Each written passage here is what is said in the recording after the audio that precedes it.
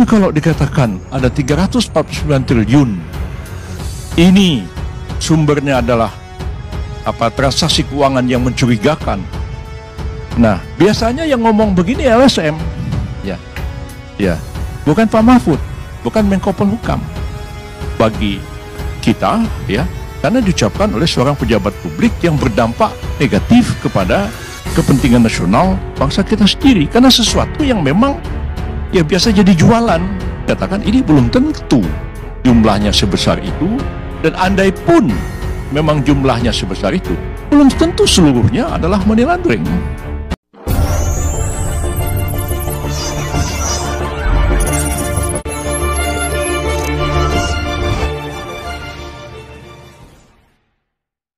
Gak ngerti kita. Yang mana pencucian uangnya?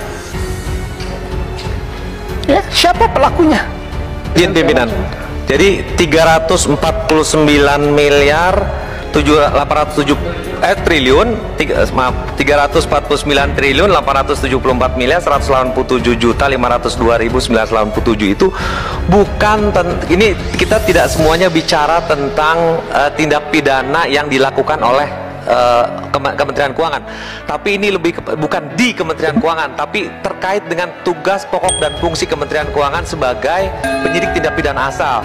Itu kebanyakan terkait dengan kasus impor ekspor, kasus perpajakan. Di dalam satu kasus saja, kalau kita bicara ekspor impor itu bisa ada lebih dari 100 triliun, lebih dari 40 triliun. Itu bisa melibatkan, jadi ada 3 stream, pimpinan, mohon maaf. LHA yang PPATK sampaikan itu ada LHA yang terkait dengan oknum, itu pertama. Yang kedua, ada LHA yang terkait dengan oknum dan tusinya. Misalnya kita menemukan kasus ekspor impor atau perpajakan, tapi kita ketemu oknumnya. Yang ketiga adalah kita tidak menemukan oknumnya, tapi kita menemukan tindak pidana asalnya. Jadi tindak pidana asal misalnya kepabeanan atau perpajakan itu yang kita sampaikan kepada penyidiknya. Jadi sama sekali tidak bisa diterjemahkan kejadian tindak pidananya itu di Kementerian Keuangan. Ini jauh-jauh berbeda. Jadi kalimat di Kementerian Keuangan itu juga ada kalimat yang salah. Itu yang menjadi tugas pokok dan fungsi. Ya, itu bukti pencucian uang itu seperti itu. Menteri bisa tidak tahu bahwa ada uang seperti itu, dan memang di luar kuasa menteri. Kan orang nyimpan uang ratusan miliar di safe deposit box gitu. Itu kan menteri juga tidak tahu. Itu yang bisa tahu nantinya adalah PPATK. Oh, itu punya deposit box sekian. Itu pun yang baru ditemu sebagian loh, 37 miliar itu. Karena begini, beberapa hari sudah bolak-balik tuh dia ke berbagai deposit box itu. Terus pada suatu hari pagi dia datang ke bank mau buka itu, langsung diblokir oleh PPATK. Sudah itu dicari dasar hukum. Kalau sudah diblokir deposit box ini, boleh tidak dibongkar oleh PPATK? Kan belum ada undang-undangnya, tidak boleh sembarangan. Nah, dalam keadaan begitu, masih kemungkinan yang lain belum diblokir. Nah, ini diblokir lalu dikoordinasikan, dicari dasar hukumnya, tanya ke KPK, bisa tidak nih dibongkar? Bongkar, isinya ketemu. Satu safe deposit box itu sebesar 37 miliar dalam bentuk US dollar. Nah, seperti itu tuh pencucian uang. Contohnya, intelijen keuangan menemukan cara itu, dan itu bukan bukti hukum dulu, itu harus dikonstruksi menjadi hukum. Bagaimana nih, dari mana tadinya, terus itu bisa dilacak. Sudah ada ilmunya lah, begitu. Misalnya terus, kok istrinya punya 5 perusahaan misalnya ya, kok ini anaknya punya sekian rekening, itu semua kan bisa dilacak. Dan itu belum bukti hukum, gitu. Nah, yang saya katakan, ada transaksi berpotensi sebesar seperti itu 300 itu yang seperti itu yang memang di luar jangkauan kalau bukan aparat penegak hukum gitu. Dan memang PPATK itu betul memberi laporan, tidak disampaikan ke Menteri Keuangan, ternyata itu 2013 itu memang ada ke KPK, dan KPK justru lalu bertindak karena saya tunjukkan nih loh, Anda punya ini gitu, baru dipanggil gitu. Itu aja ya.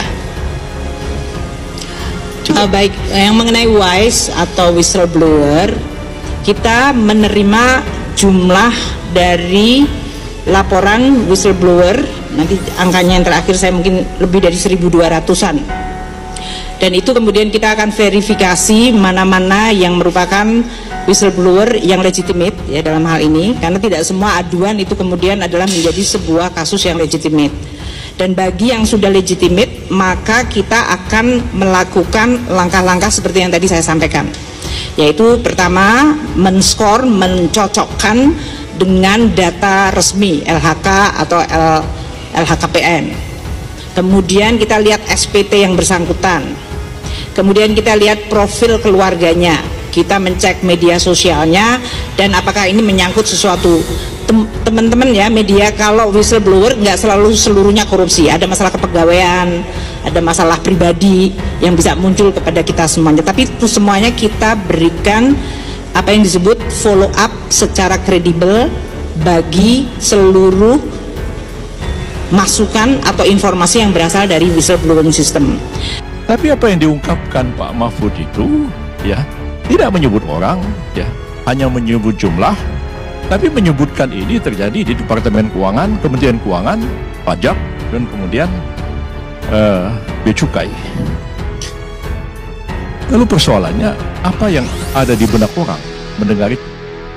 Kalau sekiranya Pak Mahfud mengumumkan, ini ada 500 triliun uang hasil narkoba yang ada di benak orang, luar biasa ini narkoba di negara ini. Atau ini ada transaksi keuangan 100 triliun. Ini misalnya dari ISIS. Ada terorisme. Tapi kalau dikatakan ada 349 triliun, ini sumbernya adalah transaksi keuangan yang mencurigakan terjadi di Kementerian Keuangan, khususnya Pajak dan Cukai. Apa yang ada di kepala orang? Pertama, pelakunya adalah aparat pajak dan aparat bea cukai. Kedua, uangnya predikat remnya apa? Hanya ada dua kemungkinan. Dia disuap oleh pembayar pajak atau orang yang harusnya bayar bea dan cukai. Atau yang ketiga, memang orang bayar pajak, bayar bea, uangnya ditilep sama petugas pajak dan petugas bea cukai. Cuman itu kemungkinannya. Dan ini dampaknya akan luar biasa bagi negara ini. Nah, biasanya yang ngomong begini LSM, ya, bukan Pak Mahfud, bukan Menko Polhukam. Nah, ada LSM yang zaman saya Menteri Kehakiman yang memang jualan begini. Nanti setelah itu pergi Singapura, laporan, bos nih, clipping korannya. Zaman itu kan belum ada medsos. Nih clipping korannya, dapat duit. Omongan Pak Mahfud itu, saya baca koran Hong Kong, South China Morning Post, ya, luar biasa menghantam Indonesia gara-gara korupsi yang menurut mereka korupsi yang luar biasa terjadi. Kalau dulu ini juga permainan intelijen, ya, sengaja dibombastiskan korupsi di Indonesia supaya investasi tidak lari ke sini, larinya ke negara lain. Itu di Deplu Jepang, seingat saya. Pada waktu itu saya bertemu Abe, waktu itu masih menjadi sekretaris kabinetnya Jepang. Dia mengatakan, Pak Yusril, ini kita ini di parlemen Jepang nih ada dua kekuatan nih dalam hal investasi Jepang di Asia. Satu yang pro investasi ke Indonesia, satu yang pro investasi ke Tiongkok. Dan Indonesia ini dikerjain terus dengan isu-isu korupsi untuk mengalihkan perhatian publik Jepang supaya investasi tidak lari ke Indonesia, lari ke negara lain. Nah, kalau omongannya Pak Mahfud ini, investor dalam negeri kan jadi mikir, gimana kita mau invest di Indonesia? Nanti kita pajak ditilep atau harus sogok, bea cukai ditilep. Jadi sebenarnya tidak menguntungkan bagi kita, ya, karena diucapkan oleh seorang pejabat publik yang berdampak negatif kepada kepentingan nasional bangsa kita sendiri, karena sesuatu yang memang ya biasa jadi jualan, ya, orang swasta kok sekarang diungkapkan oleh pemerintah, padahal tadi dikatakan ini belum tentu jumlahnya sebesar itu, dan andai pun memang jumlahnya sebesar itu belum tentu seluruhnya adalah money laundering.